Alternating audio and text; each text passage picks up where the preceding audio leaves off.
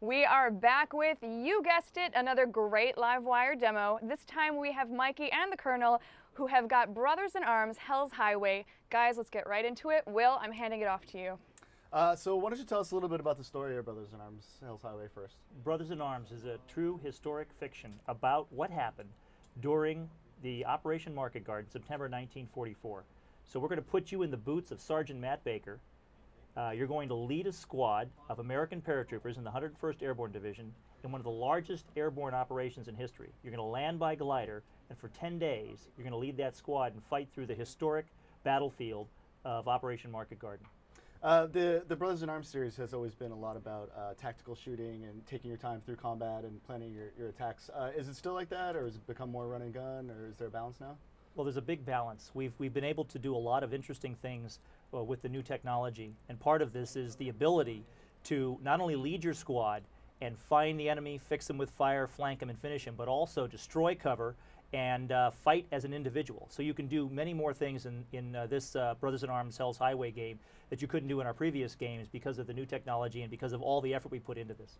There were a lot of threads open from the storyline from the previous two games. Are we going to see a lot of that stuff wrapped up this time? Yeah, absolutely, absolutely. We had a lot of fans really into the Allen and Garnett thread. We killed Allen and Garnett in the first game, and we never answered the question. That was on purpose. I didn't realize that there would be so many people that needed to know that answer. So we went out of our way to answer that question, and in a way that wasn't just, wishy-washy. It's very definite, and it involves some new characters as well. That happens a little later in the game. We actually showed that scene at the Dolby Laboratories about 2 months ago in San Francisco. This is where they screen Oscars, and to see like our cinematics on like a screen, it was phenomenal, and they were stunned. So it was awesome. So let's fire this demo up. Yeah. What you got for us? me and John this can talk sounds all great, day, but so I want to yeah. see it. All right, so right now I'm in a mission called Baptism of Fire. It takes place a little before halfway through the game. John, if you want to talk a little bit about the this history is the of 19th of September 1944, and what's happening right now is the Luftwaffe, the German Air Force, has just bombed in the night the city of Eindhoven. You have to understand that on the 17th of September, this huge airborne operation occurred, and the idea was to take a narrow highway that went 65 miles long and then launch a tank corps, thousands of tanks up this highway so that they could get a bridge across the Rhine, and that became the bridge too far. Now our story is all about the 101st Airborne, the base is that bridge. And so right now you're in this real historic moment, and you see Mikey maneuvering his squad and fighting the Germans. One thing that's interesting about our game is that you don't necessarily have to always shoot your enemies. We want the squad to feel powerful. So what I'm actually doing is I just arrived here. I didn't actually fire a bullet, but by having fire fixed on this guy, I was able to scare him by arriving on his flank, and my squad actually finished the job for me. Which is kind of interesting. Let me just interject. Oh, I'm sorry, go ahead. I noticed the new cover system. Can you tell us a little bit about that, as well as some of the destructive cover? I can show you more destructive cover in a second. What you're seeing right now is a feature called Dig In. We wanted something that felt more cinematic, that kind of tied our storytelling into our gameplay. So we really wanted to make you feel like you're running down a wall, in Holland. It also gives us some new advantages about situational awareness. I can command my guys from a lot higher view. I can get a better view of the battlefield. And not feel like we're just stealing the gameplay away. Like it all feels like a natural process. Now I'm going to say something really cheesy here, but Go wow, for it. that fire looks good. Yeah. That's some great looking fire. The team has done a great job. The artwork in this and the way everything flows and the immersive scenery that you get, you just really feel like you're in World War II, which is what we wanted. And you see that Mikey is actually leading his squad. He's using real tactics, and he's leading his squad, and he's also in the fight. So if he's not careful, he'll get killed.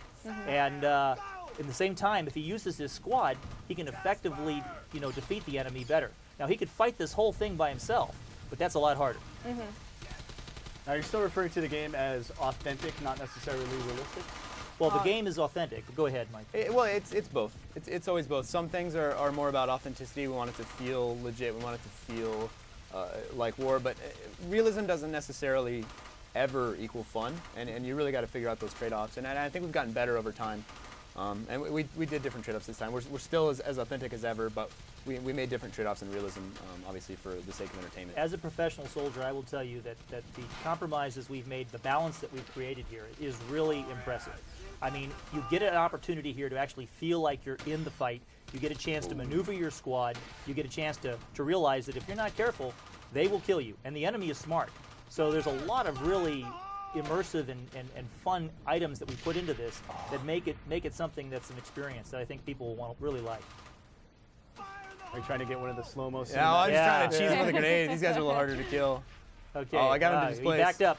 Well, that was his mistake, so I'm just going to steal his cover real quick. Yeah, maneuver your squad, and there you go. Not necessarily about killing him every time. A lot of times it's just taking their ground that wins the fight. And of course, we have the full suite of weapons. Right now, he's got a Thompson submachine gun, all authentically reproduced.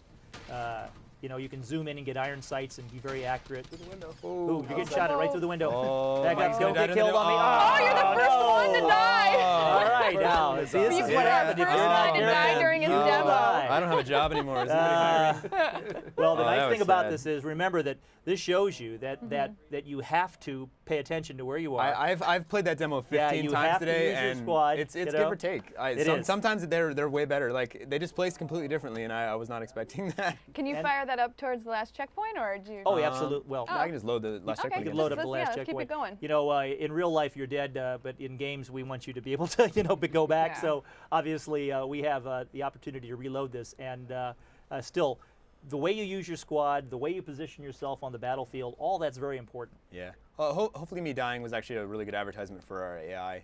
Yeah. I displaced those guys and stole their cover. Yeah, there you go. And then he's like, "By the way, still here." And yeah, that was sad.